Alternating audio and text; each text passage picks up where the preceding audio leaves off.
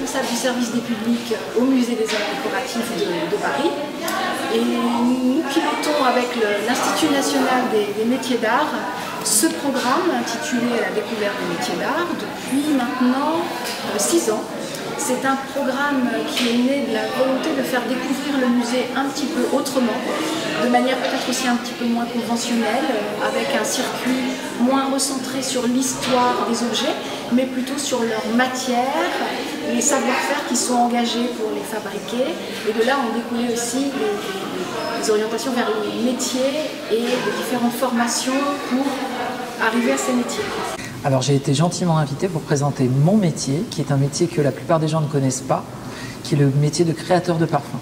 Alors être parfumeur, ça veut dire créer des parfums. Créer des parfums, ça veut dire quoi? Ça veut dire créer des odeurs qui sont complexes, qui vont se retrouver par exemple dans des flacons, qui vont se retrouver dans des gels douche ou bien dans des bougies. Et le but d'un parfum, c'est de se sentir bien, de se sentir beau, c'est de se sentir propre, c'est surtout d'évoquer des émotions. Quand on parle des odeurs, on parle de quelque chose que chacun a expérimenté. On a tous des odeurs qui sont liées à notre enfance, à notre environnement familial, à notre culture, au moment de vacances. Et donc c'est très facile lorsqu'on va sur le terrain des odeurs de trouver un terrain commun avec les jeunes et de parler finalement la même langue. Alors on a eu la chance ce matin de leur expliquer quel était le métier de parfumeur, évidemment les formations, etc. Mais on a vu qu'on pouvait très très vite parler de parfum et les faire parler sur le parfum. Donc chaque année, on propose ce programme qui a un format événementiel pour commencer. Il propose sur une semaine dans différents sites, au Musée des Arts Décoratifs, mais également sur des sites qui sont gérés par le Centre des Monuments Nationaux, ou encore le Château de Versailles, le Château de Fontainebleau. Une visite qui est une visite thématique, qui au Musée des Arts Décoratifs cette année pouvait correspondre à une visite bois, métal, broderie, plumasserie, lac et dorure, mais également pour la première fois un parcours autour du parfum.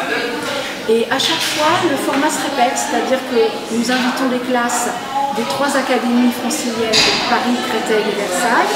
Et sur des classes de 4e et 3e, on se joue quand même déjà l'orientation des élèves, même si je tiens à préciser que c'est un programme culturel essentiellement, qui ouvre vers des perspectives professionnelles. L'entrée que nous avons choisi de donner à ce programme est un programme clairement d'éducation artistique et culturelle.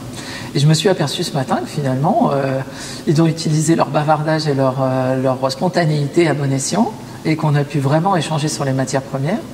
Quand on trempait une matière première donc dans un petit flacon qui contenait une essence ou bien une molécule, eh bien on s'est aperçu que chacun avait quelque chose à dire et que chacun avait une expérience à partager. Et ce que j'ai trouvé très amusant, c'est que finalement, il n'y avait pas de timidité. En général, j'ai toujours un peu ressenti de la timidité quand j'ai des groupes, les gens qui n'osent pas parler, de peur de dire une bêtise. Et que finalement, là, on avait des groupes assez spontanés qui disaient vraiment ce qu'ils pensaient. Je leur ai fait prendre conscience aussi que c'était une industrie qui existait, qui pouvait proposer des métiers qui étaient super sympas, où vraiment on crée, comme je l'ai dit plusieurs fois, un produit qui fait plaisir aux gens. Et quand on en parle, eh bien, par exemple, quand on est invité à dîner, etc., c'est très très dur de ne pas capter toute l'attention des gens. Donc parfois, je ne dis même pas que je suis parfumeur quand je suis invité chez des personnes, je dis que je suis chimiste. Et c'est vrai que le parfum, c'est quelque chose qui est extraordinairement positif. Et l'objectif, c'est de faire découvrir des métiers d'art à des collégiens. Donc, donc c'est associé à un établissement. Là, c'est le Musée des Arts Déco, mais ça, je l'avais déjà fait à la Sainte-Chapelle ou à la Sainte-Chapelle de Vincennes. L'idée, c'est de parler du vitrail simplement et d'expliquer, d'amener à regarder l'objet et l'œuvre, en fait. D'amener juste à poser le regard et à sortir de ce côté inaccessible et puis religieux.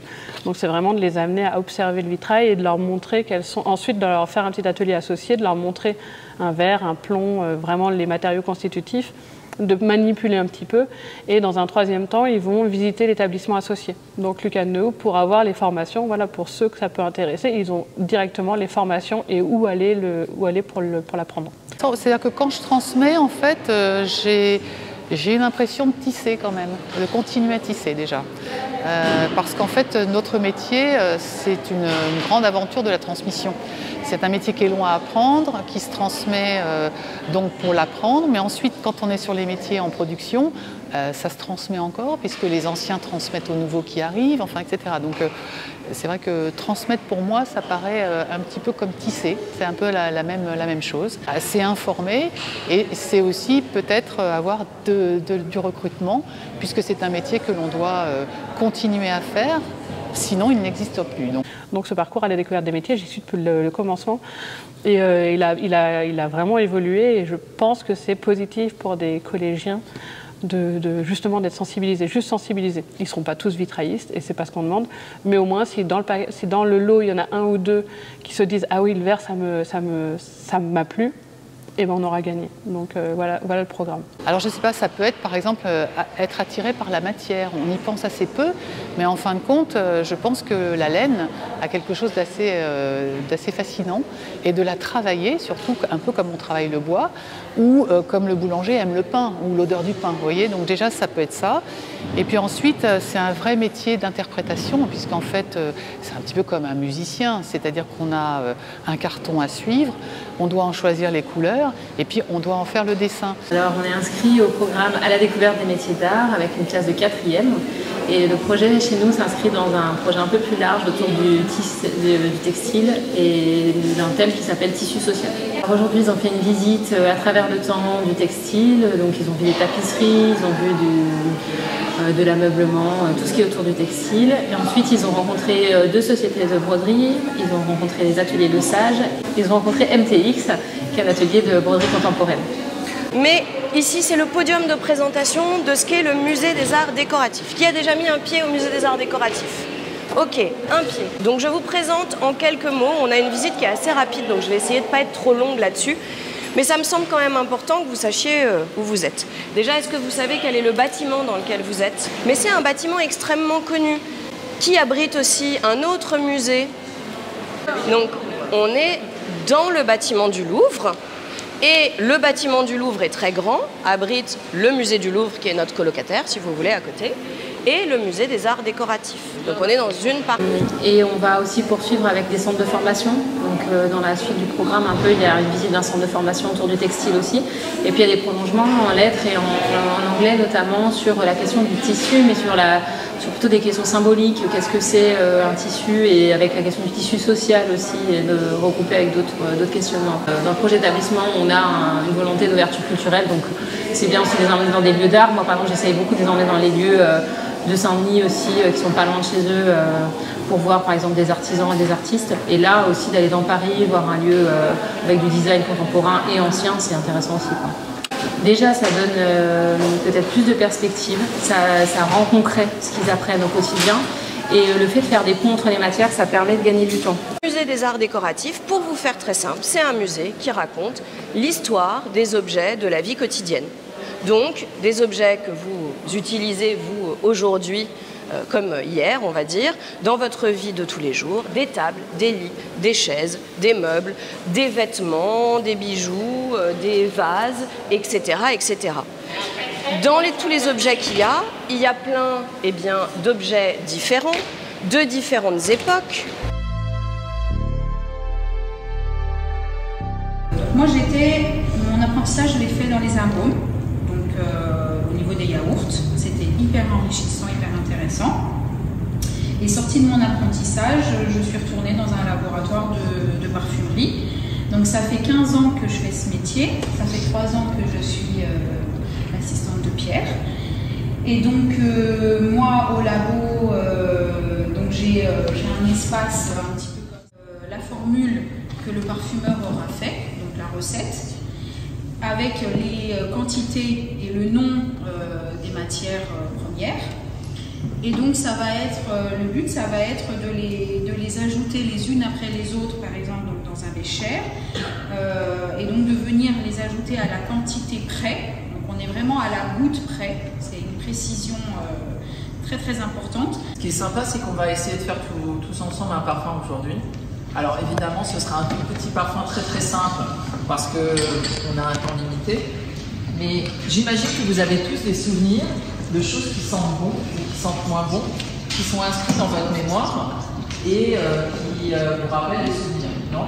Je propose ne pourra pas prendre tout le monde, hein, mais que vous puissiez envoyer des candidatures pour faire vos stages de 3e, si vous voulez en savoir plus encore, et aller sur place pour voir comment c'est au quotidien. Ce qu'on appelle des plumassiers, travailler la plume, vous avez bien sûr les chaussures, les botttiers, vous avez des bijoux, vous avez du plissé par exemple, et tout ça, ça va être fait avec les mêmes savoir-faire à la main. Donc en fait, on n'imagine pas le nombre de personnes qui travaillent dans l'ombre. Aujourd'hui, ce qui nous intéresse, c'est ces métiers d'art qui travaillent pour la décoration. Et vous avez des représentants aujourd'hui de 2 maisons d'art.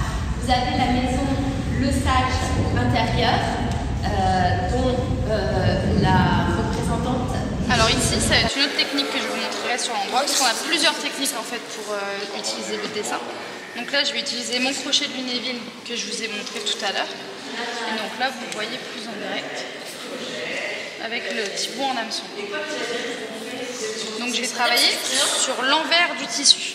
Là, en fait, c'est mon envers, ce qui est au dos. Et là, derrière, c'est l'endroit. C'est ce qu'on voit en fait. Donc là, je travaille à l'aveugle. Donc là, vous allez pouvoir vous mettre accroupi, vous allez pouvoir regarder comment je fais en dessous. Oui, regardez en dessous ce qui se passe. Vous allez voir le dessin. Donc là, vous voyez ma main gauche. Essayez de ne pas toucher le tréteau. Là, j'ai mon crochet, j'ai mon bout du crochet qui est là. Et là, sur mon fil, j'ai vraiment mes tubes que je fais glisser jusqu'au bout. Là, j'ai mon tube, je viens le placer sur le tissu. Hop, je fais... Vous voyez? Non, je fais à l'aveugle. Là, ça fait pas mal. Non, j'ai l'habitude. C'est une nouvelle chose, donc c'est vrai que c'est assez... Mais on travaille dans l'ombre, ça veut dire si vous voyez regarder un défilé sur pendant les Fashion Week, vous ne savez pas forcément que la broderie va être chez nous. Nous, on en a livré chez Chanel, Saint-Laurent ou les autres, et ils auront assemblé dans leurs propres ateliers la dernière minute. Et dans la haute couture, hein, comme je vous expliquais, un modèle unique, vous avez énormément de savoir-faire différents qui interviennent. Vous allez pouvoir toucher. En fait, c'est un petit peu rugueux. Et en fait, quand on trouve le calque, et en fait, ça va faire ça avec le papier.